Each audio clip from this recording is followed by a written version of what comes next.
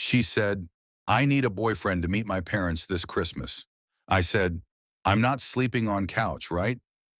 The snow outside fell hard, but not as hard as the silence between us. Harper stood in her parents' living room, gripping my arm so tight her fingers shook. Her father stared at me like he was deciding if I was trustworthy or dangerous. Her mother wiped her eyes with a trembling hand. Then her dad said something that froze the room. Dylan, if you break our daughter's heart, you're not welcome back in this house. He wasn't angry. He wasn't yelling. He said it with a quiet, breaking voice that made my chest burn. Beside me, Harper whispered so softly I almost missed it. Just stay. Please, I don't want to do this alone. I swallowed hard. I thought this weekend was supposed to be pretend, but nothing about this felt pretend anymore. And just as I opened my mouth to say something, her little brother walked in, holding something in his hands. When I saw it, my heart dropped. It was a wedding ring. He looked straight at me and said, "Are you giving this to my sister today?" Harper gasped. Her mom dropped her mug. Her dad stood up fast. And all I could think was, how did everything get this real, this fast? It all started 3 days earlier. It was a quiet Wednesday night. I was half asleep on my couch, scrolling aimlessly, when my phone buzzed at 11:14 p.m. Harper's name lit up my screen. We weren't close, just co-workers who exchanged small smiles and helped each other with printer jams. She was the kind of woman who spoke softly but laughed big.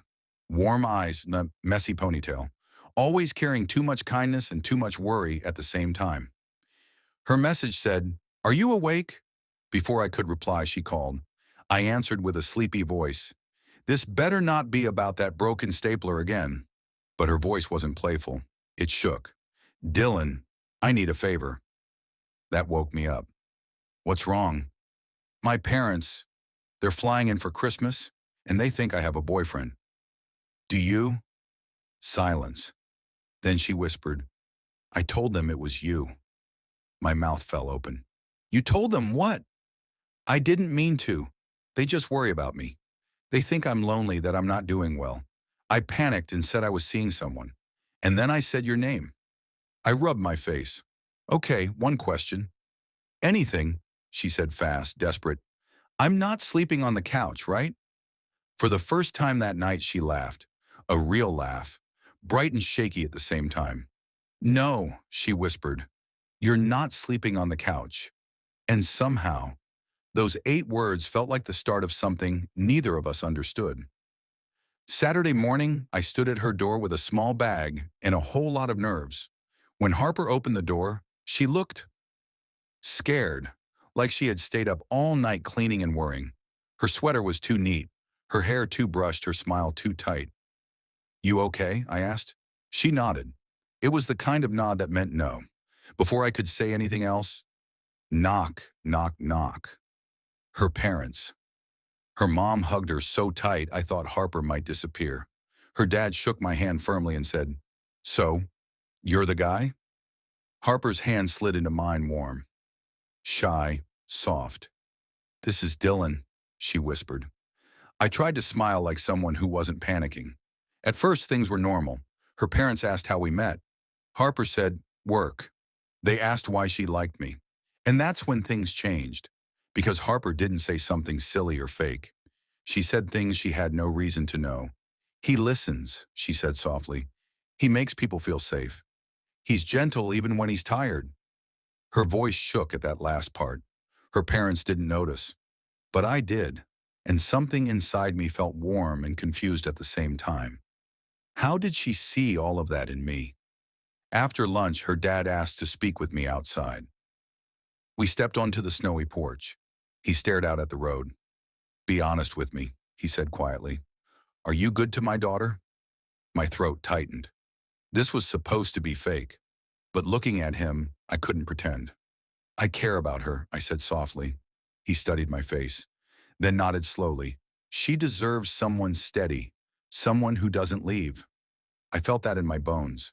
That night, while her parents slept, Harper and I stood in her tiny kitchen, 2 mugs of peppermint tea between us. You were amazing today, she whispered. You too, I said. You? You seemed real. Her eyes lowered. I wasn't acting, she said. My heart thumped hard. Neither was I. I gently lifted her chin. Her eyes were soft, nervous, hopeful. Is this crazy? She whispered. I nodded. Probably. She laughed quietly. Then why does it feel right? Because kindness feels like home. Because she looked at me like I mattered. Because maybe we had both been lonely for too long.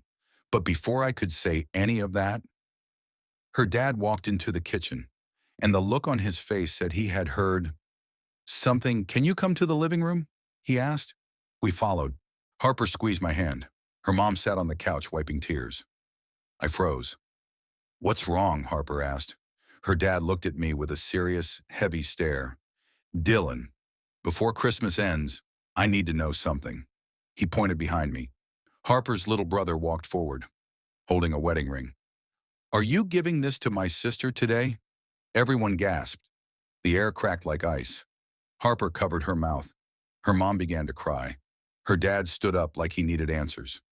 Now I stared at the ring, at Harper, at her trembling hands. My chest burned because I suddenly knew this was no longer pretend. And in that moment, I had no idea what I was supposed to say. The room was silent. Harper stood frozen beside me, her hand still locked in mine. Her little brother held the ring out like it was a truth detector, and her parents stared at me like everything depended on my next breath. I wasn't supposed to fall into this. I wasn't supposed to care this much. This whole thing started as a favor. So how did it end with a ring in front of me? Harper managed to whisper my name, voice trembling. Dylan. You don't have to. But she couldn't finish because her voice cracked. Her dad stepped closer, face serious but not angry. We found this in your coat pocket, he said quietly. You want to explain? My heart dropped because that ring wasn't mine. I had never seen it before. I swallowed hard. This was the moment everything could fall apart. I lifted my hand slowly. That ring isn't mine, I said. I didn't bring it. Her parents looked confused. Her brother looked guilty. I thought it was yours, he stammered. I saw Harper looking at rings online last week, so I thought. Harper's face turned red. Ryan, oh my God, no. That was for my friend. She asked me to help her pick a ring for her boyfriend. Not me. Ryan, her brother, sank into the couch, embarrassed. I just wanted you to have a good Christmas, he whispered. Her mom hugged him. Her dad sighed and sat down heavily. But the tension wasn't gone, because now every eye in the room was on me and Harper. Her mom folded her hands. If that ring isn't yours, then what are your intentions with our daughter? And just like that, the whole room tightened again. Harper whispered beside me. We can tell them the truth. But she didn't sound sure. She sounded scared. And in that moment, I looked at her shaking shoulders, at the tiny line of worry between her eyebrows, at the girl who had asked me to pretend, because she didn't want to disappoint the people she loved. She didn't need more disappointment tonight.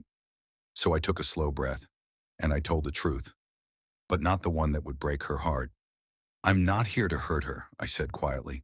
I'm here because she asked me, and because she matters to me. Her mom wiped her eyes. Her dad leaned forward. How much does she matter? I looked at Harper, at her soft eyes, at her shaking breath. At first, I thought this was just helping a friend, I said. But this weekend showed me something. Harper looked up at me slowly. Showed you what? She whispered. I swallowed. That maybe you and I aren't pretending anymore. Her lips parted. Her parents stared. Ryan stopped breathing. I kept going. She makes me want to stay, I said softly. She makes everything feel lighter, warmer, easier. And I don't want to be someone who just shows up for a fake story and disappears when it's over. The room went quiet. Then her dad spoke, voice gentle for the first time. Son, that's all we needed to hear. Her mom stood and hugged me. It shocked me so much I almost dropped my cup. You treat her like she's worth something, she whispered. Not everyone has done that. Then her dad shook my hand. No, held my hand. You're welcome in this family anytime, he said to my surprise. Harper's eyes filled with tears. Not sad tears. Relief tears. For the first time since I arrived, she walked toward her parents and hugged them like she had been holding her breath for years. Then she turned to me. "You didn't have to say all that," she whispered. "I know," I said, "but I meant every word." She blinked fast. "You... what?" "I didn't want to pretend anymore," I admitted. "Not with you." Her breath hitched, and slowly, she took my hand again. But this time, she didn't look nervous. She looked sure.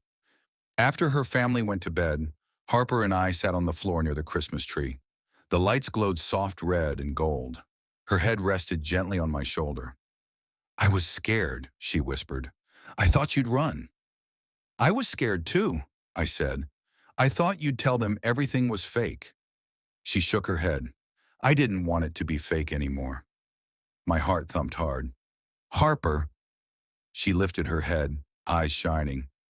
"You joked about not sleeping on the couch," she said softly. "Do you remember?" I laughed under my breath.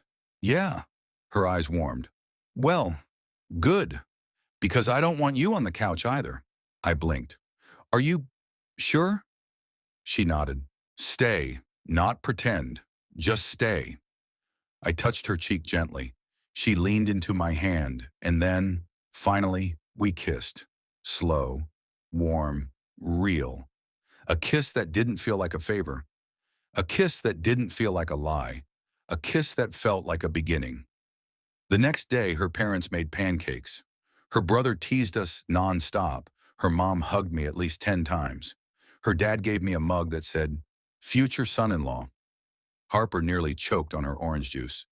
But later, when we stepped outside and snowflakes fell around us, she squeezed my hand and whispered, "Thank you for making this the first Christmas I didn't feel alone."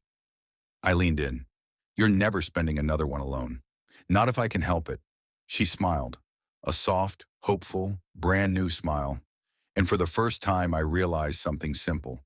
Sometimes the best love stories begin with a lie that leads you to the truth you were missing all along.